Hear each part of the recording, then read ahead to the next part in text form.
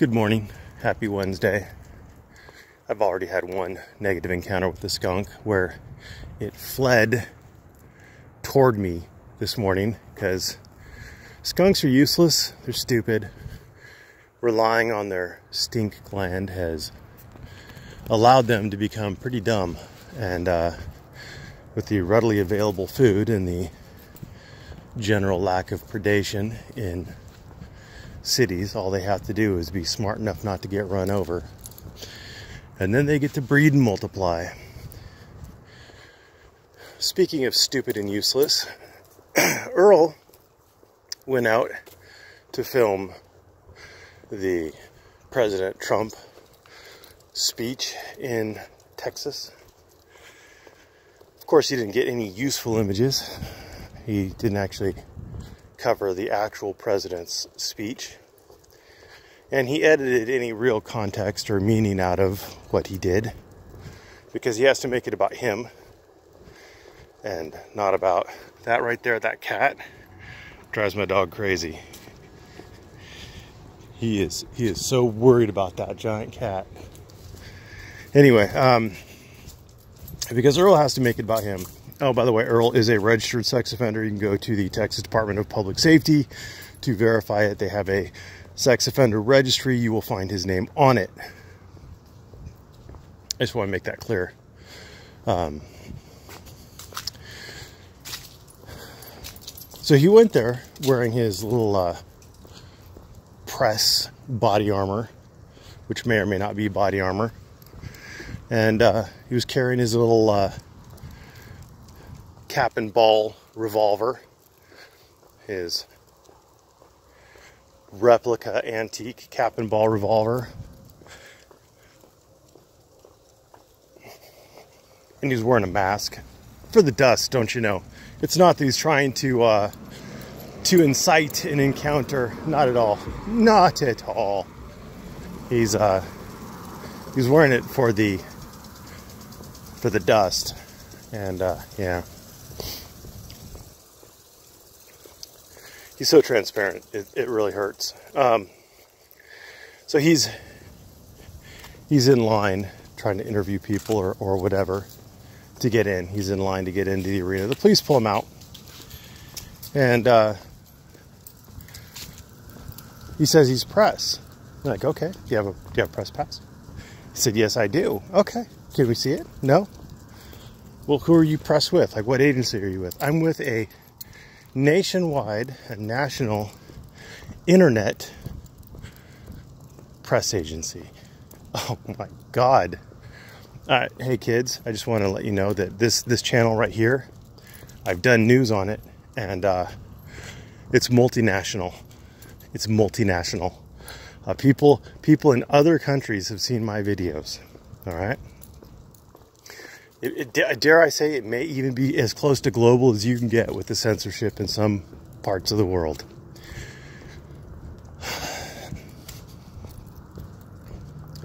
Cop was like, hey, you know, if you're like legit press, I'll take you down into the press agency. This is where 1,000 heads break listening to this. The Supreme Court said that we're all press.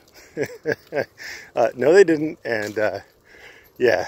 He can choose which press agencies to allow into his speeches and not. Kids these days. So it was about 29 minutes of, I mean, I guess it kind of might get you a feel of what was going on there. But other than that, it's pretty useless. Pretty useless. For a guy who calls himself News Now, he doesn't give any news. He's a rapist, though, so I guess, you know, you got to cut him some slack. Carolina Guardian. Imagine my surprise when he puts up a video saying that he lost in court. I mean, imagine my shock. I don't know if this is one. Apparently, I did one on him a long time ago. He was outside his, he had been trespassed or something. The cop wanted its ID. probably to do the formal trespass warning. And he refused, and he ended up getting arrested. This might have something to do with that. I don't know. If it's not, then you should probably stop getting into trouble.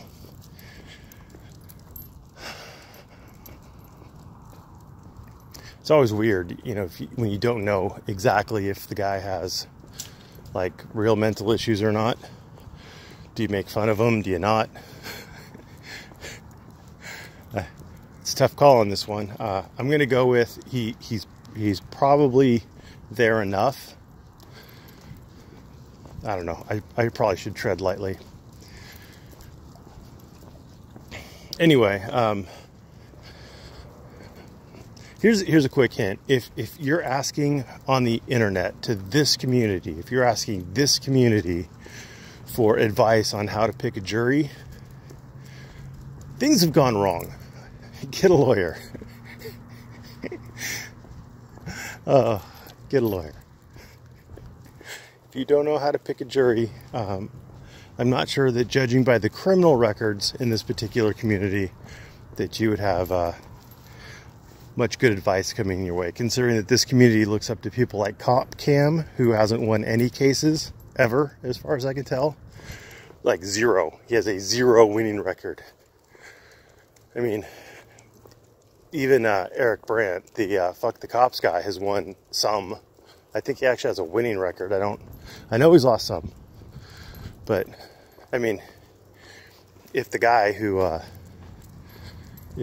walks around barefoot yelling at people, screaming at bus drivers and other employees, and carrying around a Fuck the Cop sign, if he can win, then maybe get a good lawyer. Eric did say that he has one of the top civil rights attorneys in the nation working for him, so that does come into play. So yeah, speaking of Eric Brandt, I saw a video. He reposted. He put it in my Discord.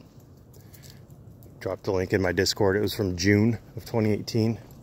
Apparently he went into a post office and he pissed off the old lady there so bad that she sputtered and she spoke incoherently. That's how mad she got.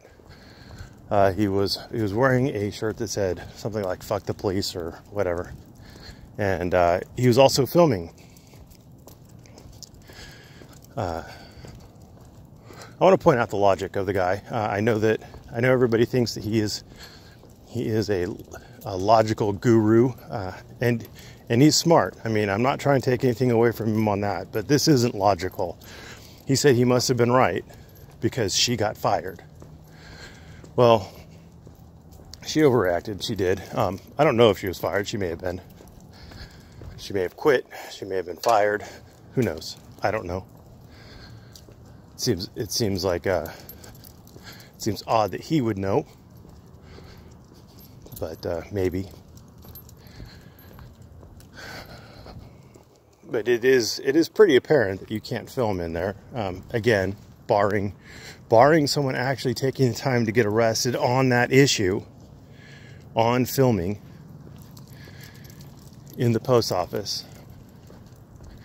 Barring someone getting arrested on that issue and then challenging the constitutionality of it, because it is a non-public forum. The post office is a non-public forum, but they do allow some kinds of speech on it. So that's a thing. And then the test, though, is if the restriction, in this particular instance on filming, is content neutral, so viewpoint neutral, and if it's reasonable. And a court may find that it's not reasonable for the post office to restrict filming on postal property. Maybe, may not be. I don't really know. I suspect I suspect that a court will find that it's reasonable. But, you know, your mileage may vary. It's a pretty low bar. It's a bar that generally the plaintiff loses. If the government is held to a reasonableness standard, I believe that the plaintiff has to prove that the government's regulation is unreasonable. If you're on a intermediate or strict scrutiny standard, then the burden shifts to the government to prove that it was a compelling or significant or important government interest, that it left open ample alternative channels, etc., etc., etc.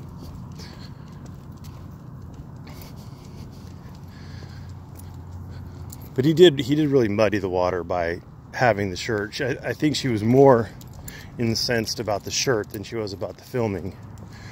But having the two together, I guess it was good for him because he managed to get an old lady fired. But I'm not sure how much empathy the general public is going to have with him getting old ladies fired, acting like an asshat in a post office for no reason other than to act like an asshat in the post office and get old ladies fired. Anyway, we've got the clean up on aisle 2. So thanks for watching. Have a great day.